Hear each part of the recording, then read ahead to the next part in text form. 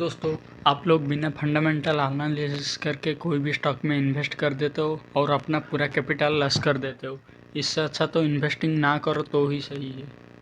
तो मैं आपको कुछ सिखाने वाला हूँ आपको फंडामेंटल एनालिसिस के बारे में, जिससे आप अच्छे स्टॉक को चुनना सीख पाओगे। तो फंडामेंटल एनालिसिस में हमें कई सारे फैक्टर्स सीखना चाहिए, जैसे कि PE ratio, PB ratio, company का balance sheet, return on equity.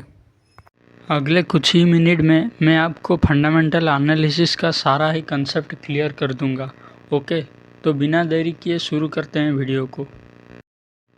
तो पहला है पीई रेशियो। पीई रेशियो का मतलब क्या है? पीई रेशियो का मतलब प्राइस टू अर्निंग रेशियो है। पी का मतलब प्राइस और ई का मतलब अर्निंग। तो पीई रेशियो को हम कैसे कैलकुलेट करेंगे? तो इसका फॉर्मूला है share price divided by earning per share.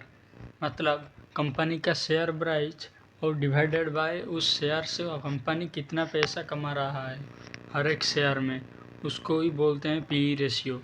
तो मान लीजिए कि एक शेयर का प्राइस 100 रुपया है और अर्निंग पर शेयर 5 रुपया है, तो उसका पीई रेशियो क्या हो गया?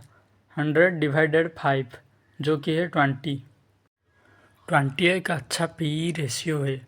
अगर किसी का पीई रेशियो 25 से नीचे है तो उस स्टॉक अंडर वैल्यूड है। अगर पीई रेशियो 25 से ज़्यादा है तो वो स्टॉक ओवर वैल्यूड है और फ्यूचर में गिर सकता है। और ऐसे स्टॉक में इन्वेस्ट करने से आपको बचना चाहिए। तो हमें हमेशा पीई रेशियो को 25 से नीचे ही लेना चाहिए, जो कि एक अच्छा इन्वेस्ट कह सकते हैं। नेक्स्ट है पीबी रेशियो। पीबी रेशियो का मतलब है प्राइस टू बुक रेशियो। तो इसको हम कैसे कैलकुलेट करेंगे? पीबी रेशियो का फॉर्मूला होता है प्राइस पर share divided by book value.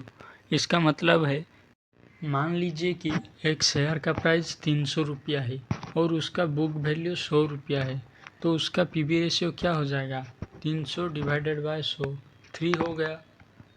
अगर किसी का पीबी रेशियो 1 से कम है तो उसे हम अंडर वैल्यूड कहेंगे, और अगर पीबी रेशियो 3 से ज़्यादा है तो उस स्टॉक को हम ओवर वैल्यूड कहेंगे, जो कि फ्यूचर में गिर सकता है।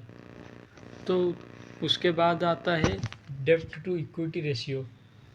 डेब्ट टू इक्विटी रेशियो का मतलब है total liabilities divided by share holders equity.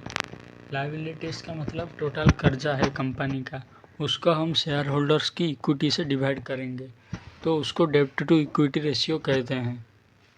Example की तरह से अगर किसी कंपनी का लायबिलिटीज 4000 करोड़ और उसका शेयर होल्डर्स का इक्विटी 16,000 करोड़, तो उसको डिवाइड करेंगे तो क्या होगा? 1/4। 1/4 का मतलब क्या होता है? 0.25 होगा ना, जो कि एक अच्छा रेशियो है। अगर डेब्ट टू इक्विटी रेशियो 1 के ऊपर चला गया तो उस कंपनी को हम रिस्की बोल सकते हैं, जो कि फ्यूचर में नुकसान दे सकता है। आई होप आपको कंसेप्ट क्लियर समझ आ रहा है। तो जल्दी से जल्दी आप वीडियो को लाइक और चैनल को सब्सक्राइब कर दो, ताकि अगला कंटेंट आपसे मिस ना हो जाए।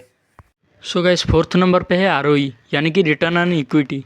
सो आरओई से हम ये जान सकते हैं कि कंपनी अपनी शेयर होल्डर्स की इक्विटी से कितना अच्छा प्रॉफिट जनरेट कर पाता है।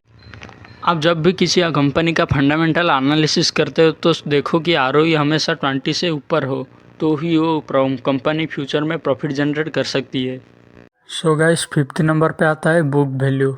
अगर स्टॉक की प्राइस बुक वैल्यू से कम है तो उसको हम अंडर वैल्यूड कहते हैं, और अगर स्टॉक की प्राइस बुक्स वैल्यू से ज़्यादा हो जाता है तो उसको हम ओवर वैल्यूड कहते हैं। तो आप जब भी स्टॉक का फंडामेंटल एनालिसिस करते हो तो ऐसे स्टॉक को चुनना जिसकी बुक वैल्यू स्टॉक की प्राइस से ज़्यादा हो, जो कि अंडर वैल्यूड है। अगर किसी स्टॉक की प्राइस अपनी बुक वैल्यू से 3 गुना या उससे ज़्यादा हो तो आप जान सकते हो कि वो स्टॉक काफ़ी ओवर वैल्यूड है और फ्यूचर में गिर सकता है। इसके अलावा कंपनी का year on year revenue, profit, sales growth, balance sheet detail analysis करना होता है। तो गाइस, वीडियो अच्छा लगा हो तो वीडियो को लाइक कर देना और अपने दोस्तों के पास शेयर कर देना और चैनल को सब्सक्राइब कर देना।